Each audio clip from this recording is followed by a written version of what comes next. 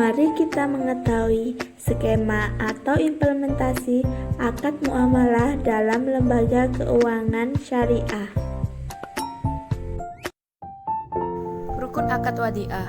Yang pertama, orang yang berakad, yaitu muwadi atau orang yang menitipkan, dan wadi atau orang yang dititipi barang. Yang kedua, yaitu wadiah atau barang yang dititipkan. Yang ketiga, yaitu zigot atau ijab dan qabul. Syarat akad wadiah. Yang pertama, bagi penitip dan penerima titipan, yakni sudah balik, berakal, serta mampu menjaga dan memelihara barang titipan. Yang kedua, barang yang dititipkan adalah barang atau benda itu merupakan sesuatu yang dapat dimiliki menurut syarat. Yang ketiga, pada ijab qabul dimengerti oleh kedua belah pihak secara jelas. Wadiah dibagi menjadi dua macam. Yang pertama, wadiah ayat al-amanah dan wadiah ayat ad-dhamanah. Wadiah ayat al-amanah yaitu akad penitipan barang di mana pihak penerima titipan tidak diperkenankan menggunakan barang atau uang yang dititipkan dan tidak bertanggung jawab atas kerusakan atau kehilangan barang titipan yang bukan diakibatkan perbuatan atau kelalaian penerima. Sedangkan wadiah ayat ad-dhamanah yaitu akad penitipan barang di mana pihak penerima titipan dengan atau tanpa izin pemilik barang dapat memanfaatkan barang titipan dan harus bertanggung jawab terhadap kehilangan atau kerusakan barang. Selanjutnya yaitu skema akad wadiah dalam lembaga keuangan syariah yang akan dijelaskan sebagai berikut. Yang pertama yaitu skema akad wadiah ayat al-amanah.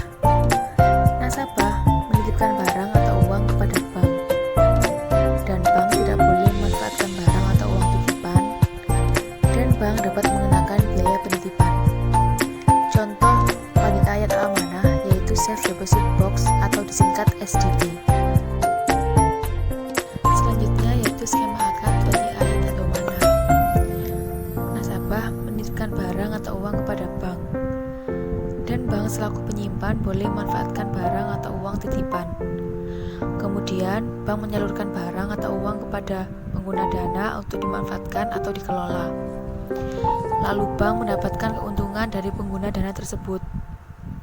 Dan bank dapat memberikan bonus secara cuma-cuma kepada nasabah atas pemanfaatan barang yang telah dititipkan, dan bonus ini bersifat opsional tergantung profit yang didapat oleh bank. Contoh wadiah ayat ad-dhamanah yaitu giro dan tabungan. Rukun akad qard. 1. Pihak peminjam. 2. Pihak pemberi pinjaman. 3. Dana atau barang yang dipinjamkan. Syarat-syarat akad qard. 1. Ijab qabul, ucapan atau pernyataan baik verbal maupun tertulis. 2. Para pihak yang berakad cakap hukum. 3. Harta berupa harta yang ada padanya yang dapat ditakar, ditimbang, dan dihitung. Dalam lembaga keuangan syariah, akad qard dapat dijelaskan dengan skema sebagai berikut. Pihak nasabah mengajukan pinjaman kepada LKS dengan menggunakan akad qard. Pinjaman tersebut adalah pinjaman untuk modal usaha yang dikelola oleh nasabah. Nasabah menjalankan modal tersebut untuk sebuah usaha. Setelah mendapat keuntungan, nasabah mengembalikan modal usaha yang dipinjamnya. Keuntungan yang diperoleh dari usaha nasabah 100% untuk nasabah sendiri. Contoh akad qard. 1. Dana talangan haji. 2. Pinjaman tunai dari produk kartu kredit syariah.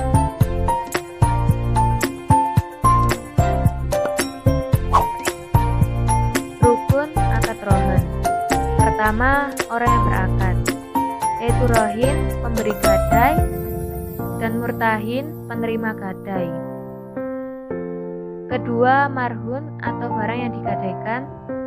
Ketiga, marhun bih, yaitu hutang. Keempat, lafal ijab dan qabul. Syarat akad rohin. Pertama, orang yang berakad yaitu rohin dan murtahin harus cakap hukum, ditandai dengan telah dewasa dan berakal. Kedua, marhun. Barang yang digadaikan dapat dijual dan nilainya seimbang, harus bernilai dan dapat dimanfaatkan, harus jelas dan dapat ditentukan secara spesifik, tidak terkait orang lain dalam hal kepemilikan. Ketiga, marhunpi atau hutang. Nilai hutang harus jelas, demikian juga dengan tanggal jatuh temponya. Keempat, akad rohan tidak boleh mengandung syarat dan ketentuan yang dilarang oleh syariah. Kelima, marhun atau barang jaminan dikuasai secara hukum oleh murtahin. Skema akad rohan dalam lembaga keuangan syariah. Nasabah atau rohin menyerahkan jaminan atau marhun kepada bank syariah atau murtahin. Jaminan tersebut berupa barang-barang bergerak. Kemudian, murtahin melakukan pemeriksaan dan mentaksir harga marhun yang dijadikan sebagai jaminan marhunpi. Setelah persyaratan terpenuhi, akad pembiayaan dilaksanakan antara rohin dengan murtahin. Setelah kontrak akad ditandatangani dan marhun diterima oleh murtahin, maka murtahin akan mencairkan pembiayaan. Pada saat melunasi marhun fee, rohin akan membayar sejumlah fee yang telah disepakati sebagai sewa tempat dan biaya untuk pemeliharaan barang jaminan. Selanjutnya, contoh akad rohan yaitu gadai emas. Rukun mudharabah. Pertama, pemilik dana atau syahibul mal. Kedua, pengelola atau mudharib. Ketiga, objek mudharabah atau modal dan kerja. Keempat, persetujuan kedua belah pihak atau ijab dan qabul. Kelima, nisbah keuntungan. Syarat-syarat mudharabah. 1. Masing-masing pihak memenuhi persyaratan kecakapan. 2.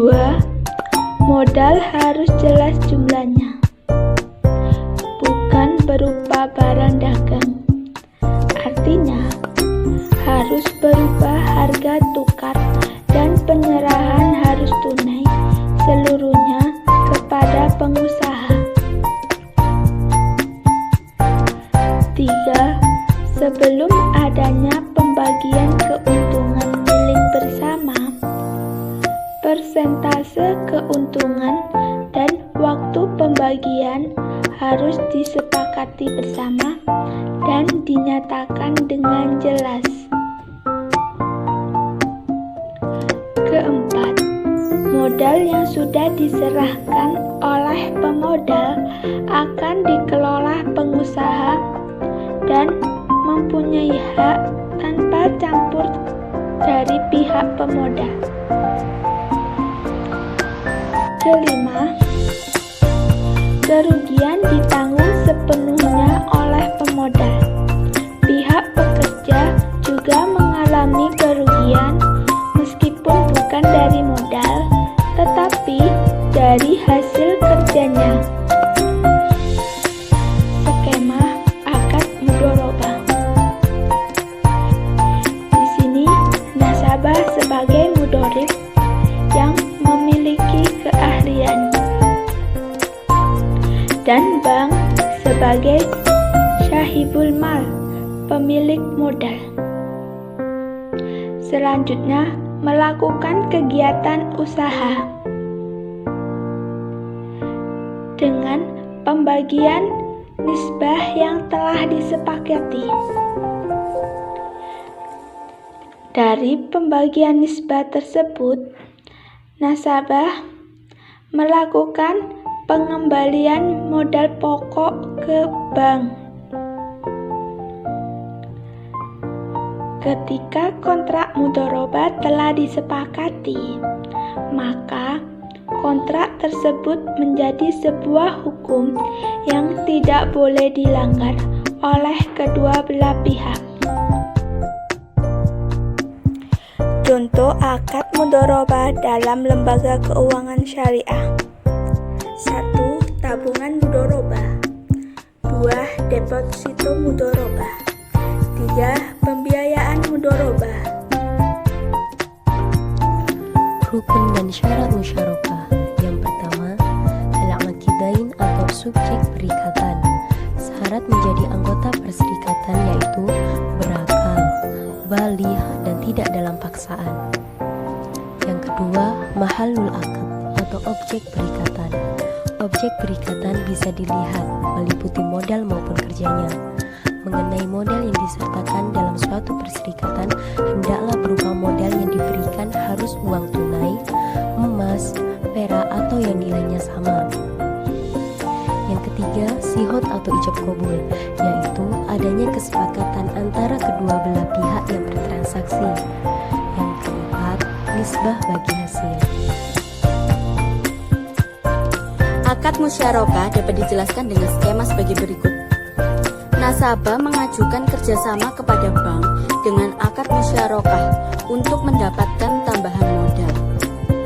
Kemudian, antara nasabah dan bank saling berkontribusi dalam usaha ini. Dalam hal ini, antara kedua belah pihak saling bekerja sama.